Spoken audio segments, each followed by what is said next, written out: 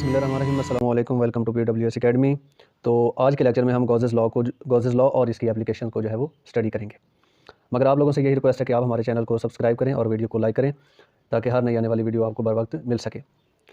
Gauss's law जो है, the flux through any close surface, किसी भी क्लोज सरफेस के अलॉन्ग जो फ्लक्स होगा is 1/E0 times the total charge enclosed in it is called Gauss's law. कि यानी किसी भी क्लोज सरफेस में अगर कोई चार्ज होगा तो उसके अक्रॉस जो उसका फ्लक्स होगा वो 1/E0 टाइम्स होगा और उसमें जो टोटल चार्ज इनक्लोज होगा, क्योंकि उस टोटल चार्ज के हिसाब से ही फ्लक्स होगा और जितना क्लोज सरफेस के अंदर चार्ज होगा उतना उसका ज़्यादा फ्लक्स होगा। और गॉसेस लॉ किसी भी तरह की शेप में चार्ज चाहे रख ले, चाहे कोई शेप ऐसी और इसमें चार्ज हो, फिर भी हम यहाँ पे फ्लक्स फाइंड कर सकते हैं, यहाँ पे फाइंड कर सकते हैं, यहाँ पे फाइंड कर सकते हैं। अगर कोई इस तरह की कोई इरेगुलर शेप हो फिर भी इसके अंदर चार्जेस पड़े हो तो उनके अक्रॉस हम फ्लक्स को देख सकते हैं, किसी भी तरह की शेप हो। और इसकी मैथमेटिकल फॉर्म जो है वो phi is equal to Q over E0 है। E0 जो है ये परमिटिविटी ऑफ फ्री स्पेस को रिप्रेजेंट करती है, यानी उस बॉडी के अंदर एयर है, कौन सा मीडियम है, तो एयर के लिए जो है वो परमिटिविटी जो है फ्री स्पेस यूज़ होती है। अगर कोई डाइलेक्ट्रिक मीडियम हम इसके अंदर रख देंगे तो फिर रिलेटिव परमिटिविटी आ जाएगी और रिलेटिव परमिटिविटी को ER से रिप्रेजेंट करते हैं। मगर अभी हम जो कंसिडर कर रहे हैं कि चार्जेस जिस शेप के अंदर है या जिस बॉक्स के अंदर है या जिस शेप के अंदर है उसके अंदर जो है वो एयर है, ठीक है, वैक्यूम है। तो वैक्यूम के लिए जो है वो हमने E0 लिया है और क्यू जो है वो जो टोटल चार्ज किसी क्लोज सरफेस के अंदर इनक्लोज्ड है और फाई जो है वो उसका टोटल फ्लक्स होगा। तो अब मैंने ये एक क्लोज सरफेस जो है इसमें n नंबर ऑफ चार्जेस लिए हैं, ठीक है। तो अगर मैं Q1 को देखूं तो Q1 चार्ज के अक्रॉस जो फ्लक्स होगा वो होगा phi 1 is equal to Q1 over E0 होगा। और अगर मैं चार्ज Q के अक्रॉस फ्लक्स देखूं तो वो होगा phi 2 is equal to Q2 over E0। और इसी तरह चलते चलते nth नंबर ऑफ चार्जेस तो Qn है, तो इसके अक्रॉस जो फ्लक्स होगा वो फाई n होगा, phi n is equal to Qn over E0। तो हमने कैलकुलेट करना है total flux, the total flux is, तो टोटल फ्लक्स होता है जी फाई ई, तो ये किसके इक्वल होगा, phi 1 plus phi 2 plus phi 3 plus चलते चलते ये फाई n तक जाएगा। तो अब यहाँ पे हमारे पास तो nth नंबर ऑफ चार्जेस हैं, बहुत बेशुमार चार्जेस हमने इस क्लोज सरफेस में लिए हैं। तो फाई 1 का फ्लक्स क्या आया, ये आया Q1 E0, फाई 2 का Q2 E0, फाई 3 का Q3 E0 प्लस चलते चलते जो है वो Qn ओवर E0 आ गया। अब यहाँ पे ये जो Q1 Q2 Q3 Qn है, तो मैं यहाँ पे लिख देता हूँ Qn plus Q2 plus Q3 चलते चलते Qn तक, ये टोटल चार्ज Q के इक्वल है, ठीक है। तो फिर हम इनकी जगह जो है वो Q लिख सकते हैं। तो फिर इसी रिलेशन को हम लिखेंगे total flux phi is equal to total charge upon E0। तो ये हमारे पास आ गया गॉसेस लॉ, यानी total charge enclosed by the surface, तो उसके अक्रॉस ये टोटल फ्लक्स आ गया। जब हमने हर चार्जेस का इंडिविजुअली फ्लक्स जो है उसको ऐड करके हमने ये टोटल फ्लक्स की वैल्यू निकाल दी। तो ये है गॉसेस लॉ की मैथमेटिकल फॉर्म। अब हम गॉसेस लॉ की एप्लीकेशन को जो है वो स्टडी करते हैं। तो सबसे पहले हम इसकी एप्लीकेशन नंबर 1 को स्टडी करते हैं। Intensity of field inside a hollow charge sphere. हमारे पास एक हॉलो चार्ज सफेयर है, इसके अंदर कोई चार्ज नहीं है मगर इसके सफेयर के सरफेस के ऊपर चार्ज जो है वो स्टोर है। तो इसके अंदर हमने एक गॉसियन सरफेस ले ली है और जो गॉसियन सरफेस होती है ये इमेजिनरी सरफेस होती है और गॉसियन सरफेस हम वहाँ पे लेते हैं जहाँ पे हमें इलेक्ट्रिक फ्लक्स की वैल्यू को कैलकुलेट करना हो, ठीक है। तो ये गॉसियन सरफेस हमने ली, ये सेंटर से इसका जो रेडियस है ये R प्राइम है गॉसियन सरफेस तक, और ये जो सफेयर है सेंटर से लेके यहाँ तक जो है वो रेडियस R है। तो यहाँ से हमें पता चल रहा है कि R greater than R prime. अब इस गॉसियन सरफेस के अंदर तो कोई चार्ज नहीं है। अब हम यहाँ पे गॉसेस लॉ अप्लाई करते हैं और हम फ्लक्स की वैल्यू देखते हैं। तो गॉसेस लॉ जो है वो phi E is equal to Q over E0 होता है। अब इसके अंदर तो चार्ज नहीं है, चार्ज तो इसके सरफेस के ऊपर है। जब सरफेस के ऊपर है तो इसके अक्रॉस कोई फ्लक्स नहीं होगा, क्योंकि फ्लक्स के लिए तो ज़रूरी है कि चार्ज इसके अंदर होना चाहिए, ठीक है। चार्ज अगर किसी सरफेस के अंदर हो तो फिर हम उसका फ्लक्स कैलकुलेट कर सकते हैं, बाहर हो तो फिर उसका फ्लक्स जीरो ही होता है। तो फिर Q तो जीरो है, तो फिर टोटल फ्लक्स जो हमारे पास क्या हो गया, जीरो हो गया। मगर हम तो इसके अक्रॉस जो है वो इलेक्ट्रिक फील्ड इंटेंसिटी की वैल्यू कैलकुलेट करना चाहते हैं, तो इसको इक्वेशन 1 का है। अब phi is equal to E dot A हमारे पास है, ठीक है। अब इसको इक्वेशन 2 कह दें, हमने इलेक्ट्रिक फील्ड इंटेंसिटी की वैल्यू को कैलकुलेट करना है। तो यहाँ पे फाई तो जीरो हो गया, तो यहाँ पे ये जीरो पुट करें, zero is equal to E dot E। तो जो अब देखें ना कि चार्ज सरफेस के ऊपर है अंदर नहीं है, तो फिर इलेक्ट्रिक फील्ड इंटेंसिटी की वैल्यू क्या हो जाएगी, ये जीरो हो जाएगी। मगर जो एरिया है वो जीरो नहीं होगा, एरिया तो है ना इसका, जबकि इसके अक्रॉस इलेक्ट्रिक फील्ड इंटेंसिटी की वैल्यू जीरो है, क्योंकि चार्ज जो है वो उस सरफेस के ऊपर स्टोर है, इस सफेयर के अंदर नहीं है। अब ये जो सफेयर है ये एज ए शील्ड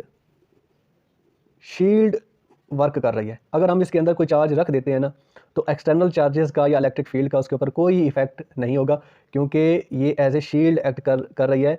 और इसका जो रीजन है ये फील्ड फ्री जोन है, ये वाला इसके अंदर वाला हिस्सा जो है ये फील्ड फ्री जोन है। तो ये हमारे पास जो है वो इलेक्ट्रिक फील्ड इंटेंसिटी की वैल्यू आ गई inside a hollow charge sphere. तो हॉलो चार्ज स्फीयर के सरफेस के ऊपर चार्ज स्टोर है, तो इलेक्ट्रिक फील्ड इंटेंसिटी की वैल्यू जो है वो 0 है, मगर जो एरिया है वो 0 के इक्वल नहीं है। तो ये एमसीक्यूज़ का पॉइंट भी है।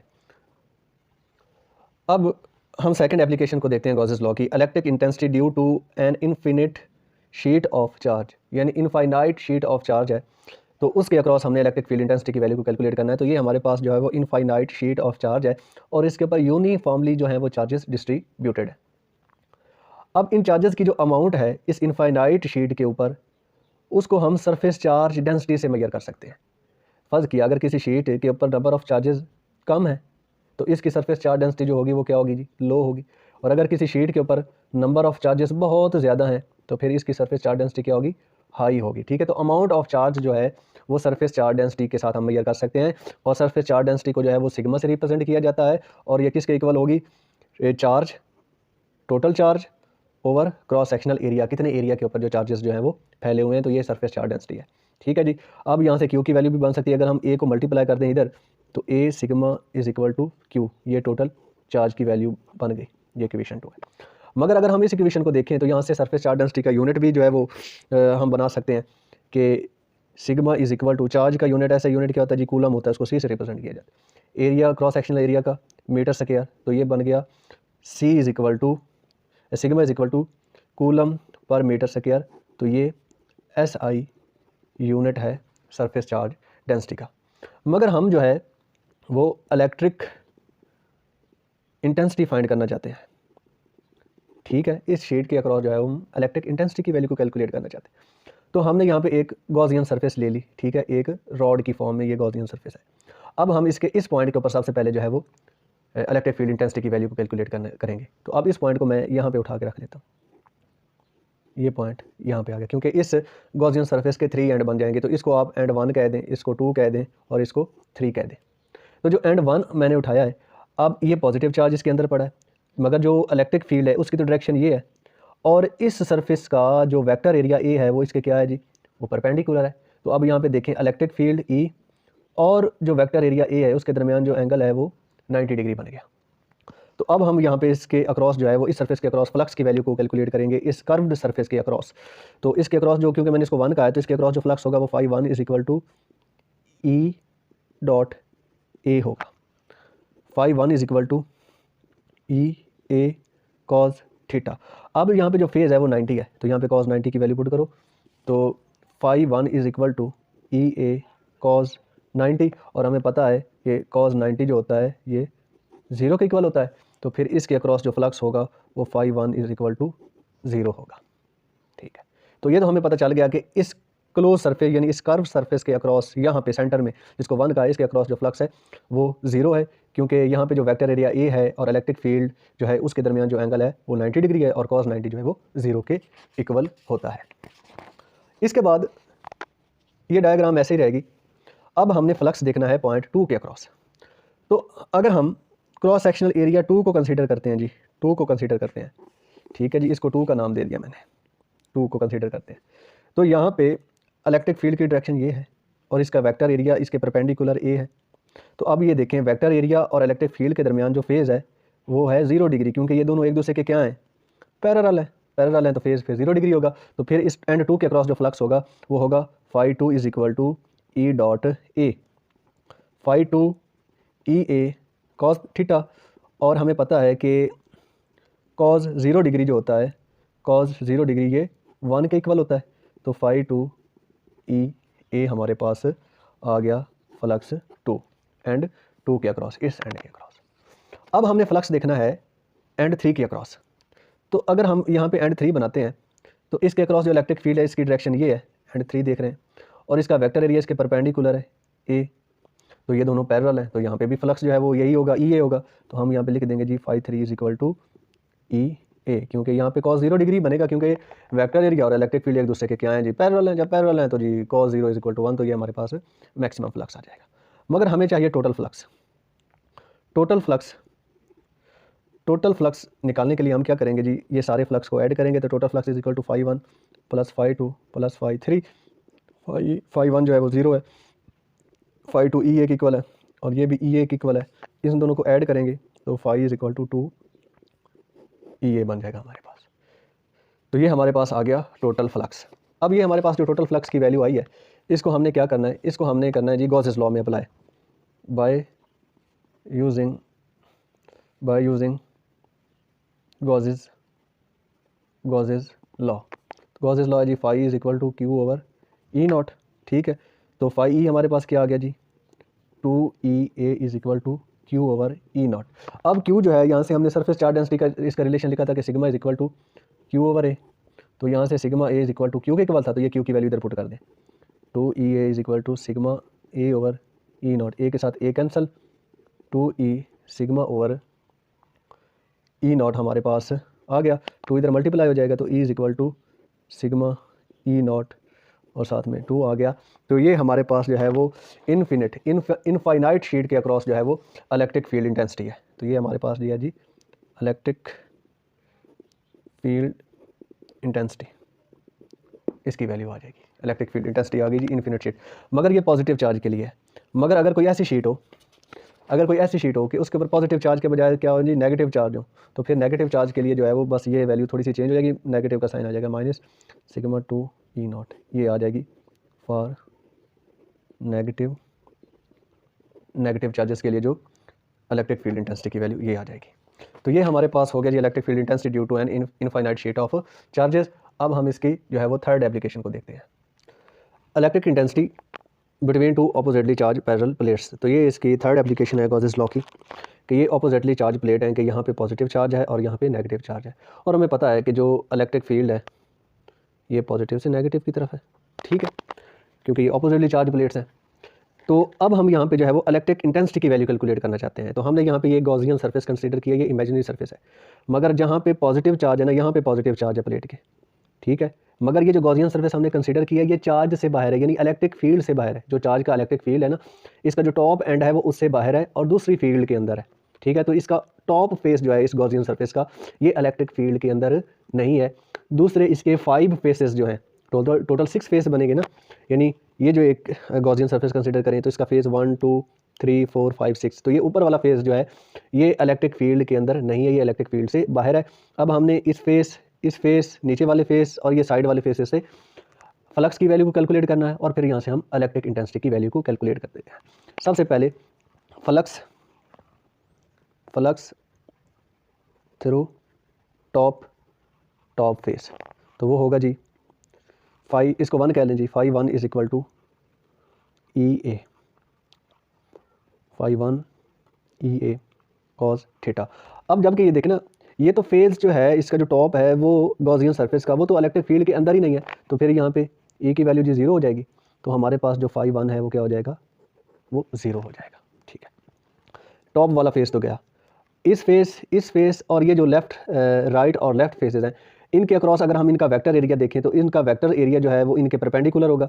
इसका इधर होगा, इसका इस साइड पे होगा, इसका इस साइड पे होगा, इसका इस साइड के होगा, और ऊपर से ऐसे इलेक्ट्रिक फील्ड आ रहा है। तो यहाँ पे हम देखें तो इनके जो फेजेज़ हैं, इन साइड के जो फेजेज़ हैं, देखें कि ये मैं ऐसे रखता हूँ। ठीक है, इलेक्ट्रिक फील्ड ये आ रहा है तो इसका वेक्टर एरिया ऊपर की तरफ होगा। तो ये साइड वाला फेज, इस साइड वाला फेज, और ये सामने वाला, और इसके जो बैक वाला, इन सब के अक्रॉस जो है वो वेक्टर एरिया जो ए है, इनका जो इन फेसेस का जो वेक्टर एरिया ए है, ये सामने वाला, नीचे वाला नहीं, नीचे वाला ये है। ठीक है, नीचे वाले को नहीं लेना, उसके ये सामने वाला है। ठीक है, इसका वेक्टर एरिया सामने वाले का है। ये इलेक्ट्रिक फील्ड के क्या है जी, परपेंडिकुलर है। तो इलेक्ट्रिक फील्ड ये हो गया और ये वेक्टर एरिया ये हो गया, तो ये क्या है जी, परपेंडिकुलर है, तो इनके दरमियान 90 डिग्री है। ठीक है, तो the flux through perpendicular faces, तो ये परपेंडिकुलर फेसेस को हम जो है वो 5 प्राइम से रिप्रेजेंट कर देते हैं, और ये बन गए जैसे कि फर्ज करें कि ये टॉप है और ये वाला बॉटम है, इसके अक्रॉस तो 0 हो गया, इसके अक्रॉस, इसके अक्रॉस, इसके अक्रॉस और इसके अक्रॉस देखने, बॉटम में के लिए बाद में देखेंगे। तो इन सब के अक्रॉस इलेक्ट्रिक फील्ड और वेक्टर एरिया जो इन सरफेस का है वो एक दूसरे के परपेंडिकुलर है, तो इन सब के अक्रॉस जो फ्लक्स होगा वो क्या होगा जी, 0 होगा। और हम लिखते हैं जी फाई ए कॉज 90 डिग्री, क्योंकि परपेंडिकुलर है ना जी, इलेक्ट्रिक फील्ड और वेक्टर एरिया परपेंडिकुलर है इन फेजेस के अक्रॉस, तो phi prime is equal to 0, ये भी 0 हो जाएगा क्योंकि cos 90 जो है वो 0 के इक्वल होता है। मगर एक साइड के अक्रॉस फ्लक्स है, जो इसका बॉटम है ना, ये जो इस गॉसियन सरफेस का जो बॉटम है इसके अक्रॉस फ्लक्स है, तो हम यहाँ पे लिखेंगे नंबर 3 पे, इधर मैं लिखता हूँ फ्लक्स थ्रू बॉटम सरफेस, और इसी सरफेस के अक्रॉस फ्लक्स है, तो वो होगा phi 2 is equal to E A, और phi 2 is equal to E A cos theta. अब ये देखें, इलेक्ट्रिक फील्ड की डायरेक्शन भी डाउनवर्ड है और बॉटम का वेक्टर एरिया भी डाउनवर्ड है, इन दोनों के दरमियान जो थीटा है वो 0 डिग्री होगा, तो कॉस 0 डिग्री 1 के इक्वल होता है, तो फिर हमारे पास ये आ जाएगा फाई ए आ जाएगा, ये हमारे पास फ्लक्स की वैल्यू। तो अब हम टोटल फ्लक्स फाइंड करेंगे, तो वो होगा phi E is equal to phi 1 plus phi 2 plus phi prime, phi 3 नहीं, क्योंकि हमने फाई 1 फाई 2 और फाई प्राइम लिया था। अच्छा जी, फाई 1 जो टॉप फेस के अक्रॉस हमने लिया था ये भी 0 था, ये ई ए के इक्वल आया फाई 2, यानी बॉटम के अक्रॉस जो था, और जो परपेंडिकुलर फेसेस थे उसको प्राइम से हमने रिप्रेजेंट किया था, ये भी 0 था, तो phi is equal to E A total flux आ गया। यहाँ पे अब हम जो है वो गॉसेस लॉ को अप्लाई करेंगे, तो वो होता है phi is equal to Q over E not, यानी क्यू ओवर ई नॉट ऐसे लिख देना, phi is equal to Q over E not. यहाँ पे फाई की वैल्यू पुट करेंगे, तो वो है E A is equal to Q over E not. अब ये जो क्यू है, सरफेस चार्ज डेंसिटी का जो कंसेप्ट है कि sigma is equal to Q over A को मल्टीप्लाई करें सिग्मा के साथ, तो ये क्यू की वैल्यू आ गई, ये क्यू की वैल्यू जो है वो यहाँ पे पुट कर दें, तो sigma A is equal to sigma A E naught, A के साथ ए कैंसिल हो गया, तो ए के साथ ए कैंसिल हो गया, तो E is equal to sigma over E not जो है वो हमारे पास इलेक्ट्रिक फील्ड, इलेक्ट्रिक इंटेंसिटी की वैल्यू आ गई through a oppositely charged plates of capacitor.